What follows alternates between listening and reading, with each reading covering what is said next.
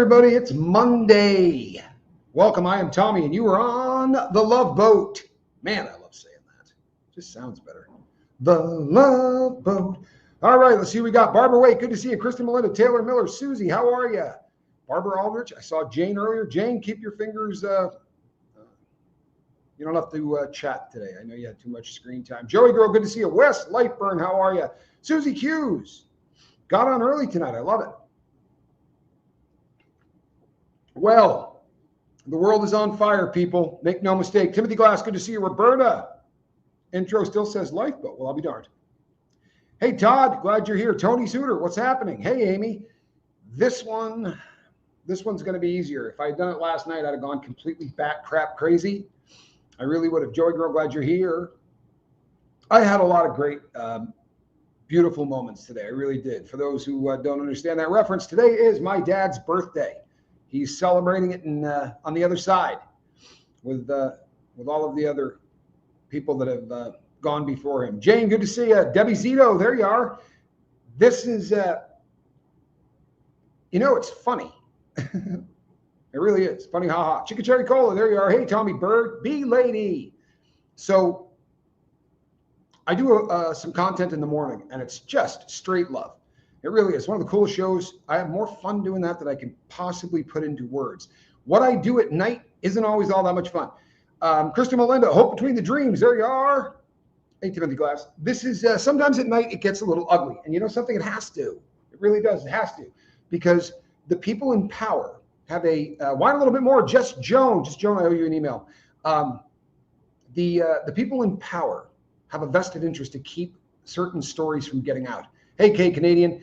And unfortunately, they have the ability to keep stories from getting out. So as you start to research this stuff, you're going to find things that other people, especially mainstream people, aren't talking about. And you start to wonder, what the heck's going on? And I can't tell you for how long I have just believed the BS. Hey, Renee B., how are you? Now, sorry about that. A little pepper. Actually ate a pepper today. So there it is. The night shows sometimes get a little bit tougher. And last night I was going to do a show on Epstein, and man, researching the stuff all day long on the heels of researching the show I did the night before, where I talked a lot about Tony Podesta. God forgive me, I'd like to punch that dude in the face as hard as I possibly could. He's just one of those people that deserves to be punched in the face as hard as someone could hit him. Because they live in a world where people like Virginia Giuffre are disposable. And I don't believe she killed herself. You'll never be able to convince me of that. Pooh Bear, good to see him. He saw smokes. What's happening? You can never convince me that woman killed herself. And I'll tell you why. Because she was really the first one to come forward and make waves. She was the first of the victims to come forward and say, you know what? Jeffrey Epstein was not the only man to rape me. He was passing me off to other men. And the more you start to research this and the more you start to deep dive it, everything she said is a stone cold fact. And one of the things that you're going to come across really easily, if you do any research at all, Epstein's first real play to deliver to the people that were running this shite show is the Prince Andrew. This was a key piece because, like it or not, right, for better or for worse, we live in a world where we're very impressed by certain things, right? Hollywood is terrible that way, right? Everybody in Hollywood's cool as hell. Well, so are royals. And if you have entree into that kind of a world, if you're walking around with a prince, especially in Great Britain, it opens a hell of a lot of doors that you would probably never have an opportunity to get in. So that was a big play for Epstein, to get the prince to sleep with Virginia Giuffre. And I'll tell you what, I'm not saying allegedly. So come on, Prince, right? You got a budget. Come see me. Because he's filthy, right? That picture, God help us. The pictures that we didn't see, the videos that we didn't see, the ones that got him to introduce Jeffrey Epstein to whoever Epstein wanted to be introduced to. And I was reading some interviews done by people who were introduced. And there are heroes in this story. Michael Ryder from Palm Beach. was the person that investigated Jeffrey Epstein's case in South Florida. This was the state case before it was turned over to the feds. Can you imagine the frustration of a clean cop, right? Somebody that really got into this because what they wanted to do was protect and serve. Because I'll tell you what, that's Michael Ryder. And I would imagine that he's in hell, right? He's living in the worst, because everything that I got to research, he lived. He had a dead to rights case in a way that he had never seen a dead to rights case. The number of girls that corroborated every single thing that was being said. And the first thing that happened was victim shaming. The first thing that happened was, let's blame the victims who were raped and say that they were not only prostitutes, because 13, 14, and 15-year-old prostitutes are a concept, right, in our country. The person that started that, you'd think, well, Jeffrey Epstein was probably the person that started that, but you'd be wrong. Alan Dershowitz, in his defense of this lowlife, started that. And I defended Alan Dershowitz because he said the only person that he had ever been on the Lolita Express with, he did go down to the island, blah, blah, blah. He did fly on planes with Epstein, but always with his wife. So I started digging, and Nick Bryant was a guy that got a hold of the flight logs. He was a guy that got a hold of the list of people that had been on the Lolita Express. He also got a hold of the Black Book. And if you watched me last night, I touched on this. And tonight we're going to talk about it a lot deeper. Hey, Kellyanne, this guy, well, he got the flight logs because the major domo Alfredo Rodriguez stole the book. And he was trying to sell it for about $50K. And the FBI came in, and eventually it lands in the hands of Nick Bryant. And Nick Bryant does what anybody who comes across something like this would do. He takes it to all of the people on planet Earth that could do something with this, right? I have other words for Johnny to use instead of always hate: cringe, llama poop, riled up, sucks, miffed, barf, and your shoes look pretty. Johnny, get a chance to read this super chat. To read this super chat when you get a chance. You know what? That's absolutely beautiful. And thank you for the support. Honestly, it makes a huge difference. It really does. It makes a huge difference. And it touches me in a way that used to happen, but I don't remember it as much. But you know what? God bless you. I really appreciate that. And I'm going to stop using those words. Although I think it's all right to hate certain actions as opposed to hating people, right? The actions that took place down there in all of this is going to make you sick. When the FBI go in and get this book and they hand it over, or somehow it gets in the hands of Nick Bryant, he does what anyone who wants to be a hero would do. He goes to the press. Now, if you ran any kind of a magazine, if you ran any kind of a news station, right? CNN, Fox, somebody, if you said, hey, guess what? I got a book with names in it of people that have been hanging out with this pedophile, you chances are you could get somebody to run with the story.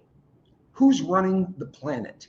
That no news crew on planet Earth would touch this thing with a 200-foot pole, except Gawker. I don't know if you ever remember Gawker, right? But it was run by the CEO or CFO or whatever you want to call him. John Cook was the guy that ran Gawker at the time. And he had some huevos, because I'm sure he got the same pressure that everybody else did, but they released this stuff. It's not out there. So when they talk about how there's no client list, the hell there's not. I looked at it. How's that? And the crazy thing is, it looks identical to the one that the feds are saying doesn't exist, and they show all the redacted stuff. Well, all that they did, right, when Gawker and Nick Bryant released this stuff, all they did was blank out the phone numbers and the names of the victims. That's what they did. But you can look at this. Well, there's the fact that the CIA has planted many in the media. Operation Mockingbird is a stone cold fact. That's not even debatable. Todd is right. We have been lied to for so damn long. I don't know who runs the planet. I don't. But it's not a country, right? It's not, America's not running the planet, right? Who's ever running the planet is running America. Happy heavenly birthday to Papa Scoville. Wow, what a cool thing to say. Hope between the dreams. Thank you for the support and for the beautiful message. I love that. I really do. And you know what? Today didn't hurt. Today didn't hurt. Since my dad died, there has not been a birthday of his that I didn't spend a couple of hours crying. Not today. Just Jones says, money runs this planet. You know what? I I know that that's a fact. And the 77 people who are here right now know that that's a fact. But somebody, some people with a bunch of money are running this planet. Because money is dirty paper, right? That these days often is got chemicals on it you don't want to touch, because the drugs that people, they used to say if you took $100 bills in America and tested them, like 80% had cocaine on it. Well, what do you think it's got on it today? I'd be terrified to handle a $100 bill in the US. On the bright side, nobody really carries money anymore in the US. So thank you, Wes. You know, I'm happy. This is, and I know I think, you know, I know that if my dad were here right now, he'd be rejoicing. And I think maybe that's the reason that this was an easy birthday. You know, today we talked about a lot of the things that the old man taught us, and it's just been absolutely beautiful. It really has. But Gawker runs with this, right? Gawker puts this out. And there are names on here. I talked about some of them last night.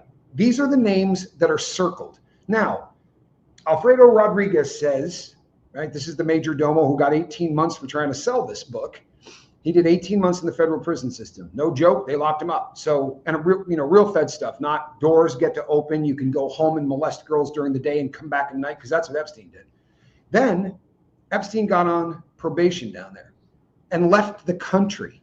Let me tell you something. Until the age of 46, I don't think I had any time that I wasn't on parole or probation or some variation of that. And you ain't going nowhere, right? I was trying to go from Nevada to New Orleans to celebrate New Year's. And I had to fill out more paperwork to make that happen than I did to buy the place that we live in. You would not believe what it took. And they sure as hell wouldn't let you leave the country. But there's no paperwork that Epstein ever filled out for that. In fact, it's almost impossible to find paperwork on Epstein doing anything. Guy never sold any stock, which is fascinating considering what he did for a living, right?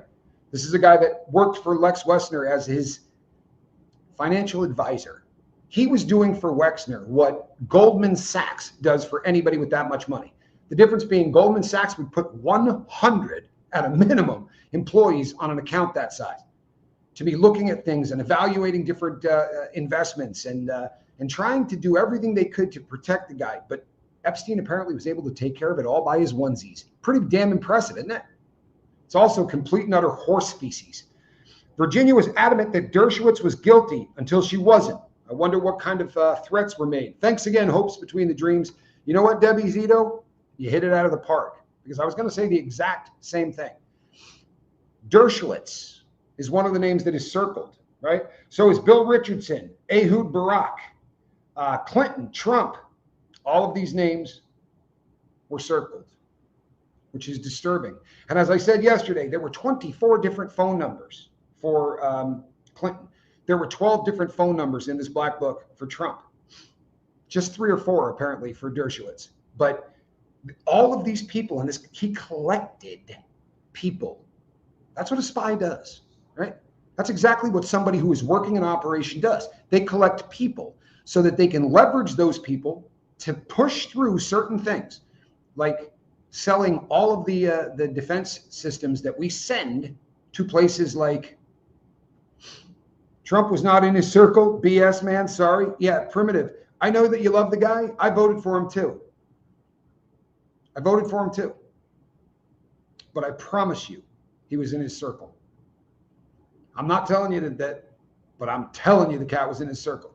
The name's circled.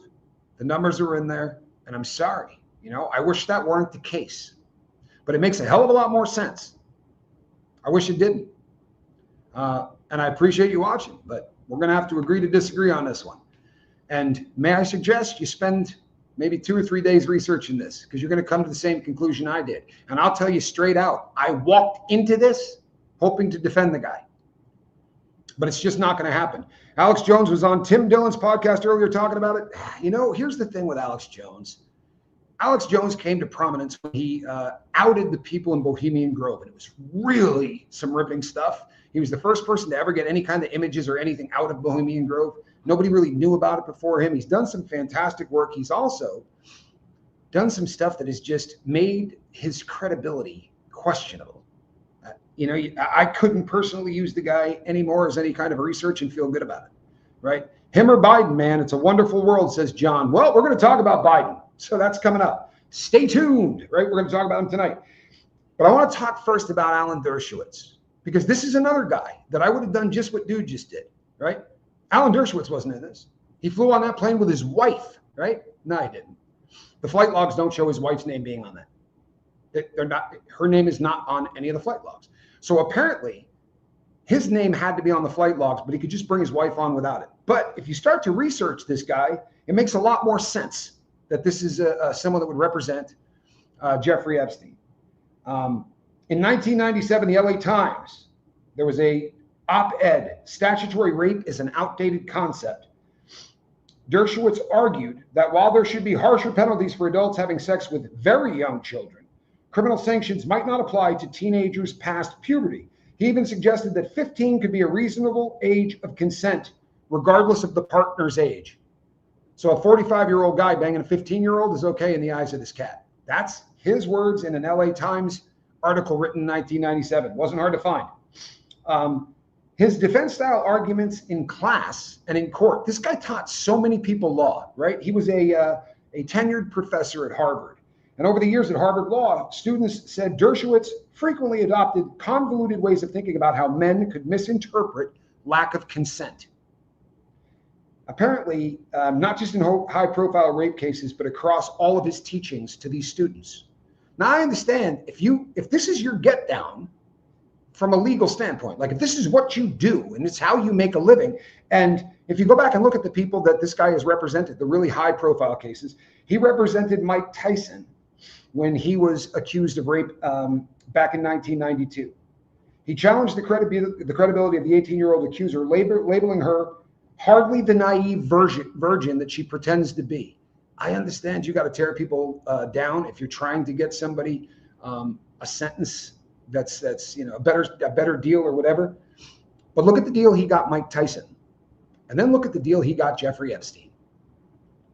Mike Tyson was accused of raping one girl who was 18. Jeffrey Epstein was accused of raping 34 girls who were all under the age of 18.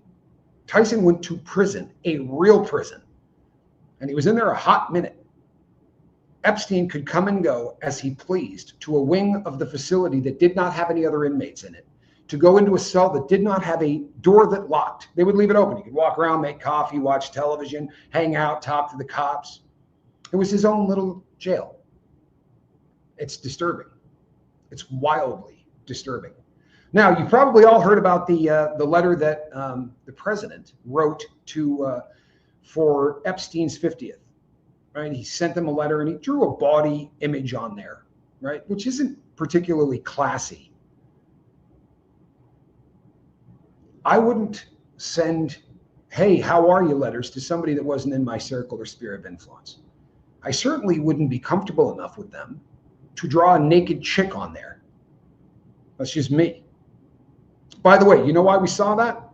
That's firing one across the bow. If you're wondering how we came across that, when did that come out? Well, that was Ghislaine Maxwell firing a shot across the White House bow from inside prison. That was her saying, get a look at this. There's a lot more where this came from. Rocket Queen, good to see you. And I said that, look, I know that a lot of us become ideologues, right? We do. It's kind of the nature of the beast, because politics in the United States becomes a lot like football, right? I'm a Giants fan. I don't watch football anymore, but I used to. I used to be really into it. I stopped watching it a couple of decades ago because I got busy. But I used to watch a lot of football, and I hated every other team in the NFL. Every other one. The only team that I could like was mine, and that's just kind of how it works. Well, that's kind of what we've done with politics, because they've done that for us. The press gets really involved, and it's never just well, this person's running for president and that person's running for president. It's always, this person is the biggest lowlife on planet Earth, and they want to throw, people, into poverty. And this person here wants to do this, this, and this. And it's insane. It's not politics anymore. It's like a sports team. And now we have people who won't sit down at Thanksgiving dinner because one voted for Trump and one didn't. That's where we're at, right? So, controversial constitutional defense on Twitter. In 2019, reacting to criticism, Dershowitz tweeted, and I quote, "I did not suggest that it is moral to have sex with a 16-year-old, but rather that the issue presents a constitutional conundrum worthy of discussion. What he said was, I don't think the age of consent should be higher than 15, regardless of the age of the person who does it. Those two things don't jive, right? They don't. You can't tweet something that erases your previous thought. His previous thought's out there, even if people don't want to research it and talk about it. But this guy's been pretty open and honest, right? To make it really clear, this is a dude who thinks it's all right to have sex with a 15-year-old, even if you are 40. And I defended the crap out of this guy because I was one of these people that watches the news and just believes my section of the news, right? Just that little sliver, because I didn't want to hear stuff that was, oh, I hate that channel, right? I hate the people on that side of the aisle. That was me. And it would probably still be me today if they didn't come out and say there's 1,000 victims of sexual assault who are minors, but nobody sexually assaulted them. If they didn't put a woman in prison for 20 years for being a pimp and nobody got trafficked. She sold sex. That's what she's in prison for.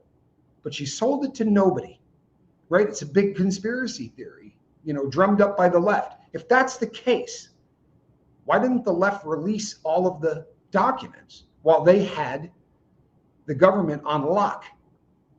Well, maybe it's because there's a ton of people from the left who are just riddled throughout this entire thing. Did you notice the person that was in here didn't say, hey, Clinton wasn't a part of that? But there are people who will say that and then say, but Trump was. It just usually comes down to which side of the aisle you voted for. Man, vote for the 1,000 girls who were molested. Seriously, don't do the left and right, the blue and the red and all that garbage. How about somebody like Virginia Giuffre, who said that she was passed off to Alan Dershowitz? She was forced to have sex with Alan Dershowitz. She said that right up until the point, right? Like Debbie Zito said, until she didn't. Well, they've got a history. You look like Johnny Scoville, Chase the Heat. You think so? Man, I get that a lot, actually. If I had the goatee, you probably really would think I look like him. That's my brother, man. That's my brother. Jean-Luc Brunel was a partner with Jeffrey Epstein. He is the founder of Karen Models in Paris and later MC2 Model Management in Miami and New York. His longstanding accusations of sexual exploitation of models, especially minors, dated all the way back to the 1980s. How do these people who get accused in the 80s continue to do this until 2019 when Epstein got caught? Does that make sense? It's because the people that they're molesting don't matter in the eyes of the people who should be prosecuting. Like the cop, frustrated as hell, Michael Ryder, when they said to him, yeah, we're not going to prosecute this thing. Sorry. We're going to hand it over to the feds. And then the feds cut a deal where they're not going to seize his property. They're not going to prosecute him. So it gets kicked back down. And the guy that handled it, Acosta, he gets a job in government, a really nice one. Of course, they tell him as soon as he gets in, listen, if this Epstein thing flares back up, you might have to go. It's disgusting. It really is. It's absolutely disgusting. In the early 2000s, Epstein invested $1 million into Brunel's MC2 modeling management. The key allegations with this cat, multiple survivors said Brunel procured girls for Epstein, especially from poor Eastern European countries. Well, I dove a little deeper into that. He bought women. I mean, the ultimate in human trafficking, slavery. He was buying young women. These are throwaways. These are people that no one cares about. Somebody needs to care. Even if government thinks these aren't human beings because they have a trailer park, they live in a trailer park, or they don't have a father, or they're just castaways. They matter, right? They should, unless politics is more important than that. Unless the motto is by any means necessary. Over a dozen women accused Brunel of drugging and raping them as teenagers under his agency in Paris.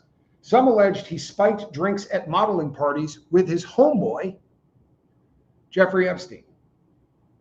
He was listed more than 25 times on Epstein's which puts him up there in rarefied air with our former president, Bill Clinton, 24 times.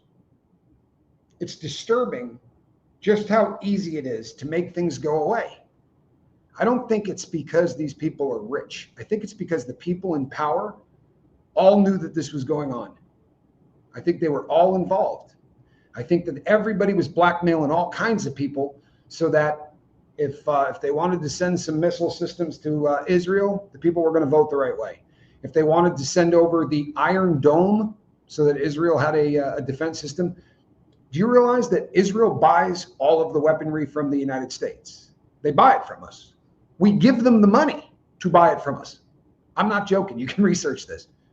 We give them grants. They take the money from the grants and buy weapons from us. Why would you do that? Why not just give it to them? Because then you couldn't write articles about how such and such a company like Grumman, right, or any of the other defense contractors just sold a $1 billion deal to the Israelis.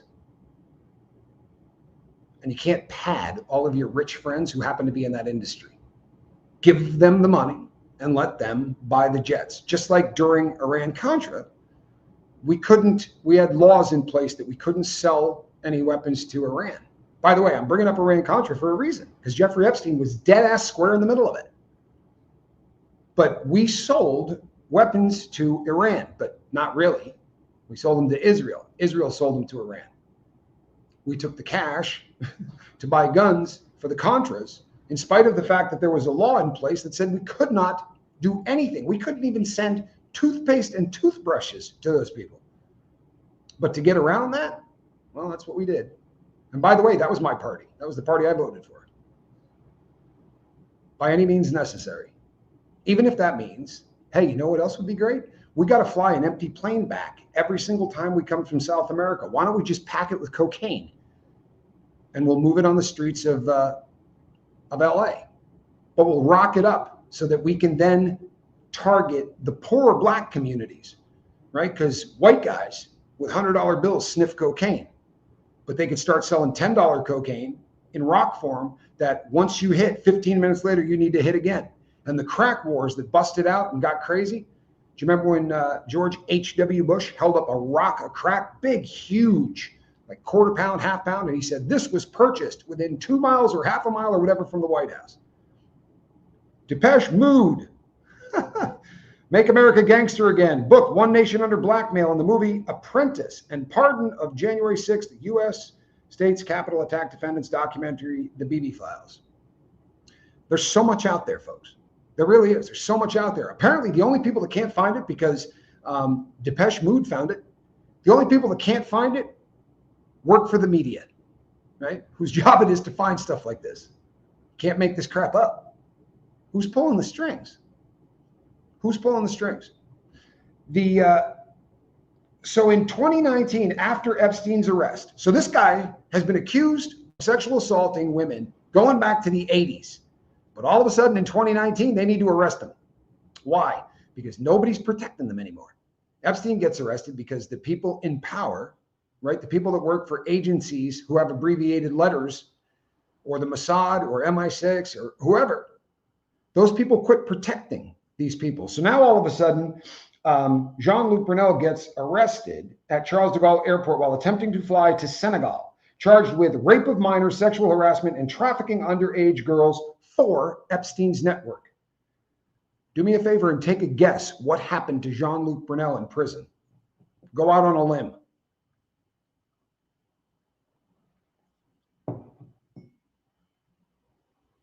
Hung himself. Checks out, right? There's 115 people in the chat, and every single one of them thought, I bet he hung himself.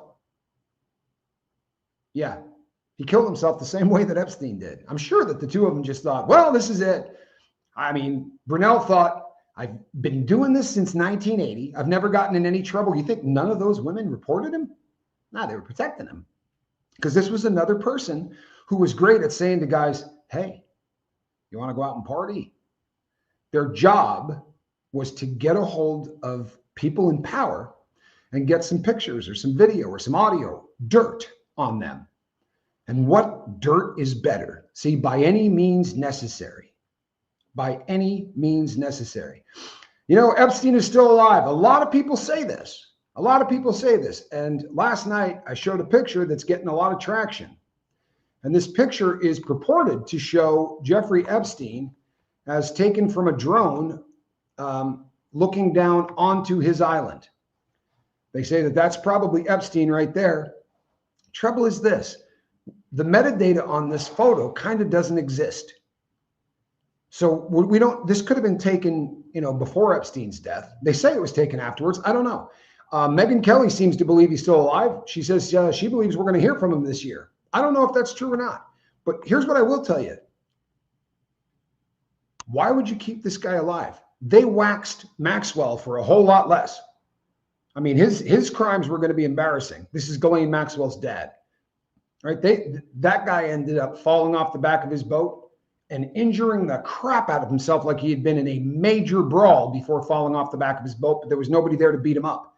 Now, there's satellite imagery from that boat showing a fast boat go up to his ship, his yacht. If they're going to whack that dude who worked for all of the different agencies from World War II until the day he died. In fact, he was given the highest honor you could possibly be given in Israel. He was buried facing the wall, right? He was the president, the prime minister, former prime ministers, all showed up to say what a great dude Maxwell was, but they whacked him. I can't see them leaving a pedophile alive if they're going to kill a guy whose only crime was going to be that he was dipping into the pension fund at his business. That doesn't pass the smell test to me. Maybe I'm wrong. I don't know if the guy's alive or dead. I really don't. But I think that if Maxwell was too big of a threat to have around, then Epstein definitely was, right? And Brunel, maybe both of them are alive and they're partying somewhere. But Maxwell's really dead. And they said at his funeral, he did more for the nation of Israel than they could possibly talk about. You know, they can't even say all of the things. Of course they couldn't, right? Because he was working for these people. The Ehud Barak, Israel's prime minister from 1999 to 2001, he acknowledged a long-time acquaintance with Epstein going back to 2002, right? Being introduced by mutual friends involved in academia and philanthropy. He would fly people to his island who were never going to touch a girl. He would fly people all over the place to meet with him who were never going to be caught up in that because he needed to legitimize himself. He had to have a reputation for being more than a child molester if he was ever going to be a halfway decent asset. So he would have think tanks of really intelligent people like Stephen Hawking fly down to the island to talk about string theory or to talk about whatever. The guy was a hell of a mathematician. Right, he did get into a very prestigious math school. It may not sound like one because most people haven't heard of it, but you know, he got into Cooper Union for math, and that's really a pretty rowdy school when it comes to that. Stephen Deckoff bought the island for $60 million. You know, would you want it? God help us. Would you want to have anything near there? She was a survivor. I do not believe she unalived herself. I do not believe Jeffrey Epstein is dead. I do not believe Maxwell father death on accident either. You know, he could be alive. I don't believe anything anymore. I just think that if I were running the Mossad, I'd have killed his ass. For real. You let this guy out, he's going to molest kids. It's his defining characteristic. It is what made him who he was. This is a guy who molested kids. He's going to do it again. Where do you put him that he doesn't screw up and you get egg on your face? Because you can change what a person looks like. There's a lot that you can do. But in 2025, unless you really still have it on lock. And that's the problem now. The problem now is this is all unraveling in a really big way. And it's all unraveling because of stuff like this, right? Stuff like this. People that can go live and don't answer to anybody. They're not going to get people to lean on them because they don't give a crap and they don't have a big enough footprint. But Barak said that funds were invested through a corporate entity that Epstein was just one of many investors. Right? He had invested millions of dollars with this dude. You're going to tell me that Ehud Barak couldn't research the people that were investing in him? For real, if you had run a country before, would you just let anybody invest in things that you were doing? Again, it doesn't pass the smell test. You don't want people giving you money if they're going to find out at a later date that this person is a child molester? Why not do a little research? You have at your disposal the Mossad, but they knew who this cat was. Trust and believe they knew who he was. Also, the Palm Beach detective with the Latin last name, he did not give up. We never heard from him again. There's a lot of people that we didn't hear from again, sadly. But I don't think you mean Acosta, right? Acosta we heard from. He got a cabinet position because that's what happens when you do their bidding. They're going to pay you off in one way or another, right?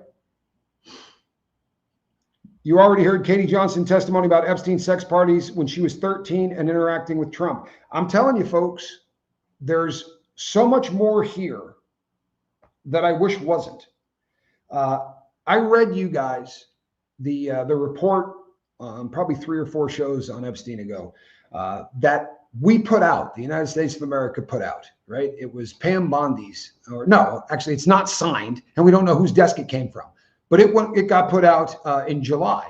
And it said, yeah, you know what? There's nothing here to see. Remember that? But the one thing that it did say on there was they have 300 gigabytes. They also said there's 1,000 victims. They acknowledged that in that letter and then say, nothing to see here. Then they went into the word salad of there's no credible witness list. You know, that kind of crap, where they don't deny that there's a witness list. There's no credible intelligence that would allow them to prosecute people. Well, not if you're not looking to, not if you have no intention whatsoever. And you start wondering again and again, who the hell is running the world, right? Who's running the world? Because obviously there are some serious problems. Governor of Mexico, Bill Richardson, his name is circled. Bill Richardson absolutely had a relationship with Epstein. Richardson was part of Epstein's circle of prominent politicians, donated $50,000 to Richardson's gubernatorial campaigns in the early 2000s. That's according to NBC News. He visited Epstein's New Mexico ranch, which they called Zorro Ranch, right? That's, by the way, it's one of the most expensive properties in the entire state. It's worth about over $100 million. Another gift from Wexner, because people always give me $100 million. I'm sure you guys have been gifted stuff like that as well. But if you got dirt, right? And certain people disappear. Where is Wexner? How come people aren't asking that cat questions? Because he did a poof, right? He did a David Copperfield on him, which is funny because his name's in that book too. But the greatest trick David Copperfield ever did was doing a disappearing act when it came to the fact that he was in Epstein's book and is a friend. I don't know if that means anything. Maybe that's just a coincidence. His name wasn't circled. But boy, oh boy, there's a lot of people from Hollywood, man. I know Bill really well. I'm from Arkansas. Yeah, you know what? Ugly stuff. Bill Clinton, I don't think I got to convince anybody that Bill Clinton is a pervert. I really don't. But we're going to talk about him in a little bit too. He visited that ranch at least once, according to flight logs and victim testimonies. There's no proof whatsoever that he ever went down to that island. But he is also somebody that Virginia Giuffre said, absolutely, people were having sex with him. She was. Now, he denies all this stuff like everybody else does, but how does it just go away? He was never charged. You got a woman who said, I was forced to have sex with this guy. And we have a picture of her, right, with the prince's arm around her in Robert Maxwell's house. And Robert Maxwell, we know, was obviously an asset for the Mossad because he was a member of parliament, yet he was buried in Israel. I mean, it screams what's up. Any celebrities in Epstein's circle, such as Jay-Z? Yeah. Jay-Z's name is in that book. So is Beyonce's. Shocker. Right? Oh, there's so many. I'm telling you, folks, that when you start pulling the threads, everybody in one way or another knew about what this dude was doing. The 7 degrees of separation with this cat, you're not going to separate him from anything. So today, actually for the last couple of days, a lot of information has been coming out about the last president of the United States. And people from the Secret Service, the guys whose job it is to protect this dude from getting shot, were saying things like he would go into his closet in the morning and not be able to find his way back out. Epstein was not Mossad, only making dirty job for Israel millionaires to support the Mossad. I don't know that I agree with you on that one. We could agree to disagree. There is a book that just recently came out, Dead Men Tell No Tales. And in there's a former Mossad agent that said he was the handler. So I don't know. Here's the thing. And I know that you can always go, well, it's just one person. Do you have any idea the balls it takes to come out and say anything that's going to badmouth the Mossad, whose motto is by any means necessary? They'll whack you in a New York minute. They will whack you in a New York minute. So when somebody who was a former member of the Mossad comes out and starts saying anything, I'm going to listen to it. But there are many Mossad agents now that are stepping out of the shadows, and this is not something that happens to them. But you know what I think happens? I think what happens is a lot of the people that work in intelligence are given this much information. They keep you in your lane. And when you start finding out that you work for an agency that's completely cool with 1,000 young women being molested to move the goals of or the aims of your country forward, I think a lot of those people go, you know what? F this. I'm not having anything to do with this. I want out. I don't want to be anywhere near this. It's disgusting. So back to our former president, who couldn't find his way out of the closet in the morning without the help of the Secret Service. There's also politicians who went off on him when he decided that we weren't going to sell petroleum gas to anybody. Remember that whole thing when he first got in there? They went up to talk to him at the White House. Both parties went up and said, what are you doing? Do you realize that by doing this, you're giving the Russians an ungodly amount of money, because they're going to fill the shoes that we were doing. If we stopped selling and we were at the time, we were actually exporting oil to other countries.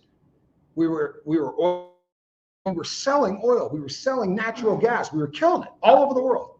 He got in and went, nope, we're not doing it anymore. Forget how much money it costs U.S. companies, because who cares? But it gave the Russians an opportunity to go from having no cash to having incredible cash, because all they did was step into our shoes and start making a ton of money selling off their petroleum. And when they went up to the White House to yell at him about it, his response was, with witnesses, he said, I didn't do that. No, I didn't do that. I wouldn't do that. I bet he wouldn't. I bet he had no idea he did it, because whoever was running that place wasn't him. He was a dolt. I'm sorry. He was a dolt. This was a guy that was not capable of being the president. And what's funny is everybody you ask is saying this now, with the exception of some people that don't care. Bill Clinton, for instance. I saw him in an interview. I watched the interview today. I'm not exactly sure when the interview took place, but they were asking him about this. You know, you didn't see any decline in this cat? I mean, you went up and talked to him often. You know what Clinton's response was? Absolutely not. Sharp as a tack. Holy mackerel. You don't have to be a neurologist to look at stuff and go, hey, what's going on? And his son has recently come out and said, yeah, they gave him some stuff to get through those interviews. They were doping him up. Even if your cognitive decline is really going bad, a good shot of digoxin, right, or dextromethamphetamine, think about what it does for people with ADHD, right? It gives you the opportunity to focus, but it also makes you do this one. I watched that cat talk, our former president, for 8 minutes without blinking his eyes. No joke. Go ahead and Google Biden talks without blinking and watch it. Tell me if you find that normal. I think the average blink rate is 15 a minute. If I'm wrong on that, somebody fix that for me. But I believe it's between 12 and 15 is what a normal person will blink over the course of a minute. And then if you get stressed out, your blink rate, a lot of you watch the behavior panel, you know this stuff. But it starts going really, really quickly. But not for Biden. I mean, he did a huge interview, and his eyes, they were having to. Hunter said they gave him Ambien before the last debate. He did. I don't believe for a hot second they gave him anything other than speed, because I've spent a lot of time around drugs. In fact, that was just about all I did until I was 46. I mean, there isn't a substance that I didn't use or abuse at one point in my life, and it didn't look like Ambien. That he's adult. I'm sorry. And it's no joke whatsoever. I'm not a fan. I wasn't a fan of him when he was normal. And I'll tell you why. Because he was the guy that spearheaded through the crack law. the law that said, if you get caught with an ounce of crack, we're going to charge you from between 15 ounces of crack, right? They just did it. It started at 10 to 1, and then it went to 15 to 1. And by the very end, they were charging over 20 to 1 in some places and on some cases. So if you got caught with an ounce of blow, that was what you got charged with. But if you got caught with an ounce of crack, you could be charged with 20 ounces. That's not right. But they did that, right? That law that he pushed through, they did that, in my opinion, because white guys snort cocaine. You know, he probably did. His son sure as shit did. But it was a poor person drug. It wasn't a rich person drug. If you were alive in the 80s, you didn't snort coke unless it was rolled up in a $100 bill. And there were people that had gold razor blades, right? Gold-plated razor blades to do their shit with. There was an image that went along with the drug. And you had to kind of have money. So it was like a Wall Street drug. It was like a lawyer drug. And no lie, I knew a lot of lawyers. I married one. I never knew a lawyer that didn't do blow. Now, I only knew defense attorneys. Maybe it's because all of their clients, maybe it gave them access. But I remember asking my wife at the time, I said, well, the crack law thing. And she goes, duh. The people writing up the laws were using a bullet because they were working late into the night. The bullet's a little thing that you would meter out, just a perfect little blast size amount. She said, think about it. Of course they weren't going to do that. That was their drug. But if that guy was so inept that he couldn't get out of his closet, who was running the country? Someone was. Who was making the decisions? That auto pen scandal? That is a scandal.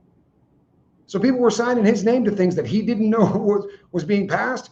People were getting pardons that he didn't know he was pardoning. No lie, I was never a fan. He held up a piece of crack, right, that was about the size of a nickel. And he said, if you get caught with a chunk of crack this big, it's going to get you 10 years. He was one of the people that spearheaded mandatory minimums for crack cocaine like nobody else. That was his deal. And the funny thing is, his son got caught with a bag of crack 5 times bigger than that. His son once left a bag of crack in a rent-a-car that was 30 times bigger than that. He wasn't going away. See, the elites, they can write laws like that because it's not going to affect their people. Even if their people get caught bringing that stuff into the White House and leaving it at a security checkpoint, there's not going to be any repercussions. So they can write any laws they want because it's the law for thee, but not for me. See, those people are write-offs. That's why they don't have a problem saying, no, we're not going to vote for the wall that we voted for years ago. Because if 3 a day die on that, it's junkies. It's junkies. These are people who are buying opiates because they're addicted to them. So who cares if 300 of them a day die? It's pretty nasty, man. Timothy Glass says, a judge turned me on to hard drugs. I'm not surprised. I wish I could say I was, but I am not surprised. This is where we're at. Who's running the planet? Who's running the planet? Because, I do believe he was working for the Mossad. I also believe he was working for MI6. I also believe he was working for the CIA because the FBI cut a deal with a pedophile to say, we're not going to prosecute you and we're going to let you do weekends. That doesn't happen.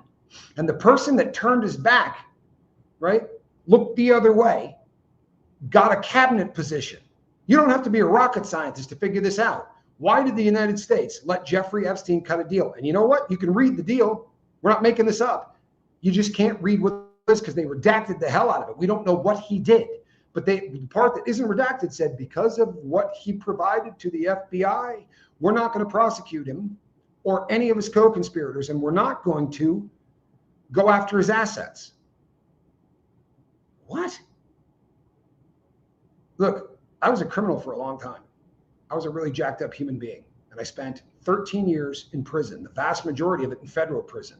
And I'll tell you something. You can cut a deal. They call it a 5K1. You can cut a deal for almost any crime. You can cut a deal.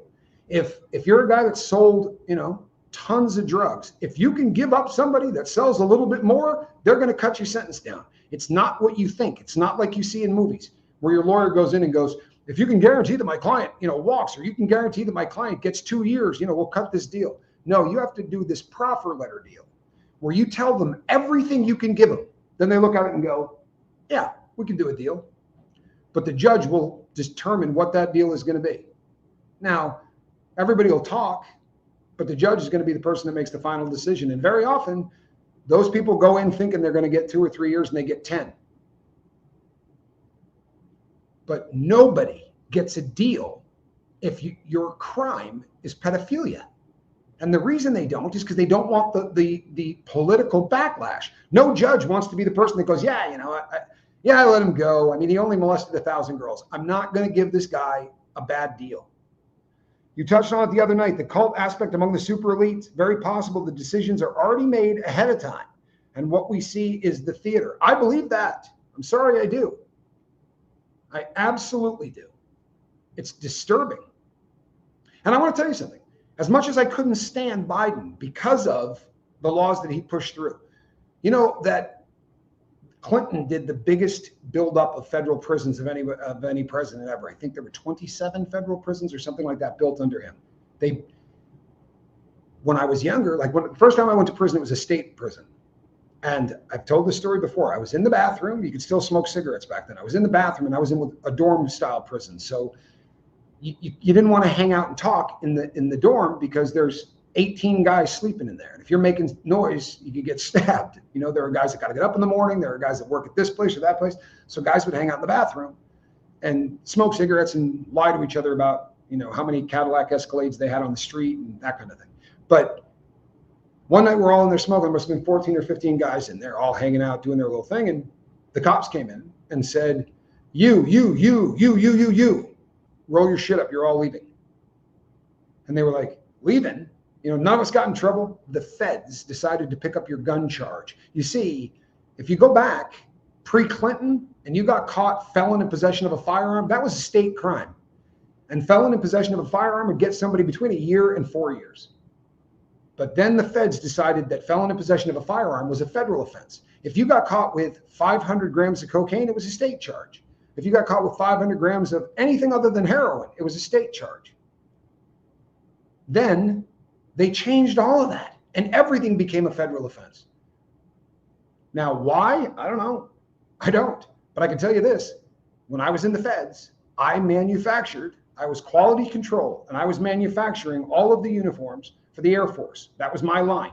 In the same manufacturing facility, we were also doing stuff for SEALs, for Navy SEALs, balaclavas, all kinds of stuff that Navy SEALs use. Those were the only two uniforms that we did at that particular Unicorps. Now, there were other Unicorps that were doing it for the rest of the military.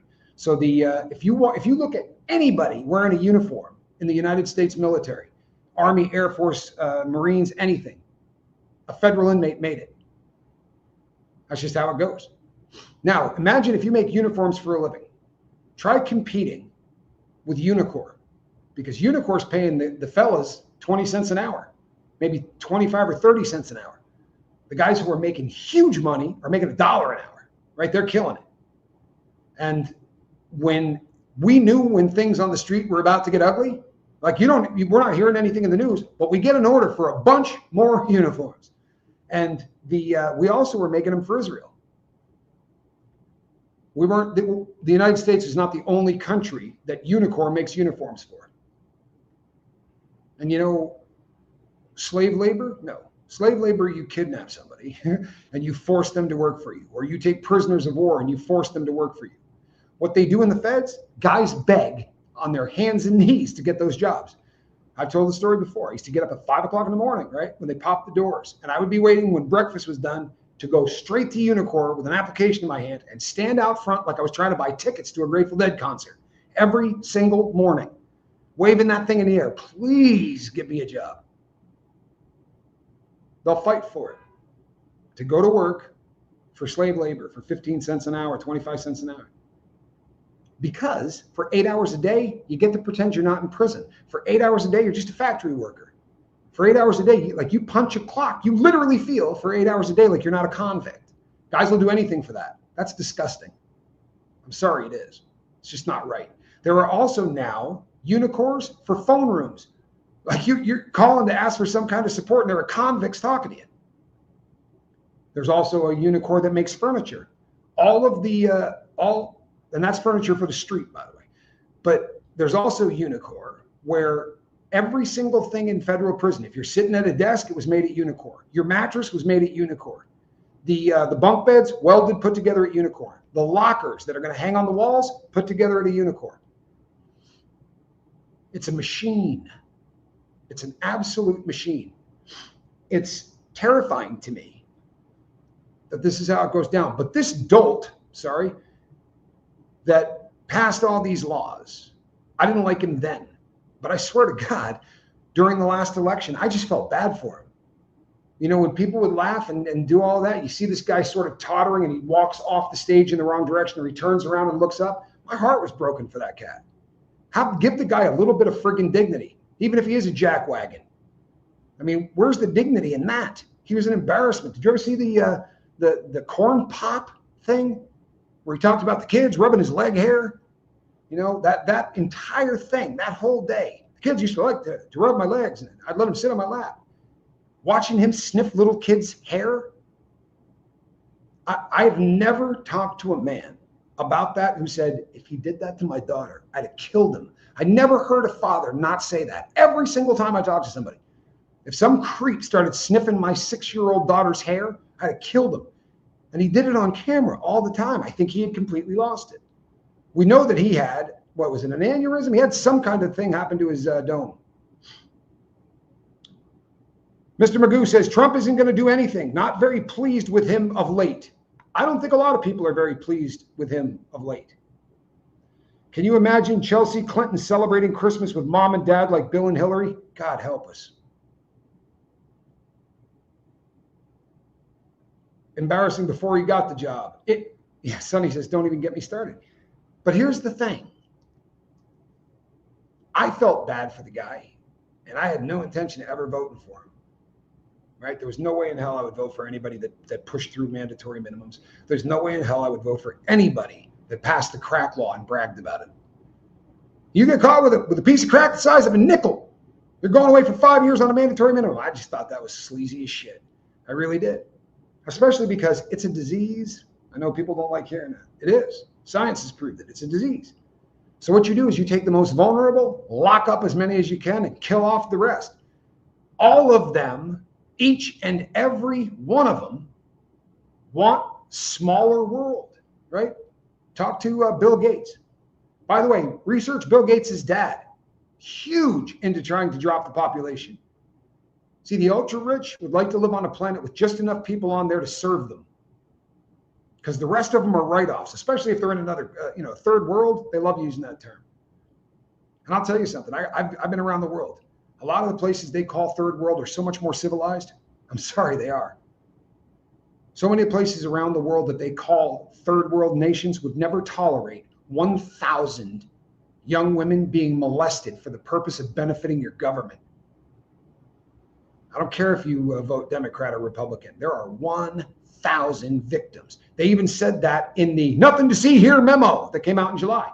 You got 1,000 victims. Oh, that's real. That's real. You got 1,000 victims. No argument there. 300 gigabytes. Fact, right? 300 gigabytes. By the way, those numbers that they put in there don't include all of the different stuff seized from Epstein. But there are people doing a hell of a lot of searching now. And allegedly, we're going to be hearing shortly about $1 billion worth of money that Jeffrey Epstein moved. There are already politicians talking about it on the floor, right, of the House. Well, if that's the truth, who did he move it to? Right? You want to find out who the scumbags are? Who was he moving the money to? And for what? We're in a place now. I'm glad that you're not happy with him. I hope that most of the people that voted for him aren't happy with him. But don't be happy with the other side either. They had the ability to release all of that stuff, and they blocked it. And at that time, the Republicans were screaming to release it. Then they got into office. Now the Democrats are screaming for them to release it. You know why? Because they know they're not gonna. Because they know there's no chance that it's going to get released. They wouldn't be screaming release it if they thought there was a chance they were going to release it. You follow me? Nobody wants to see this come out. Nobody in power wants to see this come out. And it makes you wonder, yet again, if regardless of what side of the aisle you're on, you get into the White House and somebody shows up and goes, you don't run stink. I'm telling you that right now. Here's what you're going to do. Who's running the world? Personally, I'm not sure if the fire can be put out. So here's my advice. Get right with whatever you believe in. Because this isn't going to get better. It's going to get worse. If this is ever going to get better, it's going to require that R word that I've been demonetized already, but they might take my channel down if I use the R word. You know the one I'm talking about? Where the people in the country say, I'm not putting up with this anymore.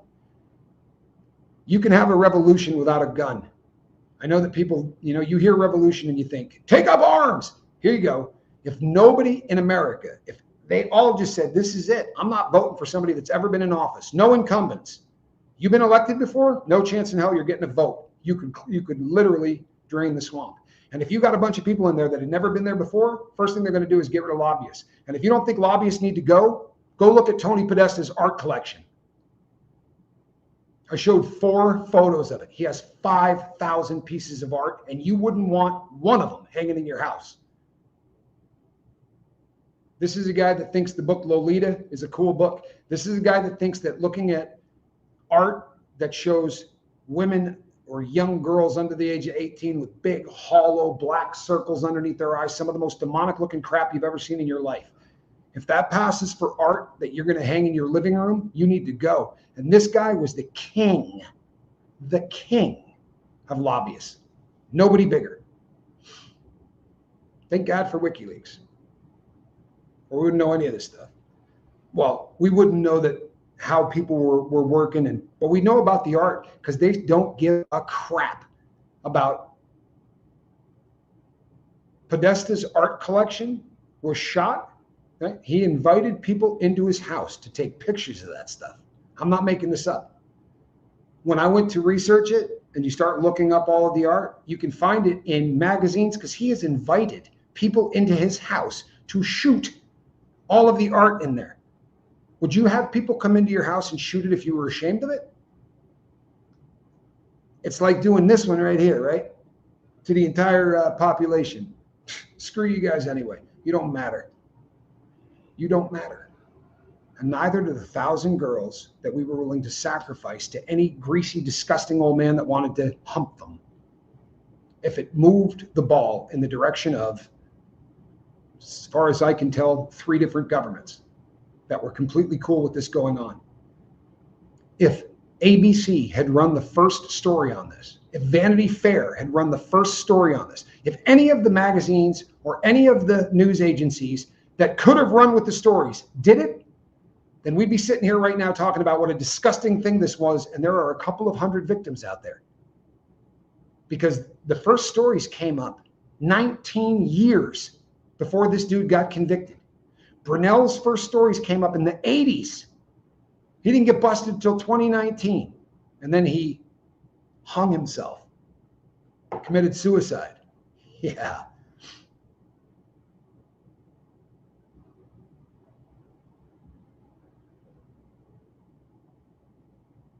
Oh, I'll tell you how. I'll tell you how. Straight up, I can tell you how. If I say sexual assault, no one's going to see the video. If I say, and I don't care, by the way, I straight up don't care. But if I say suicide, they bury it and they demonetize it.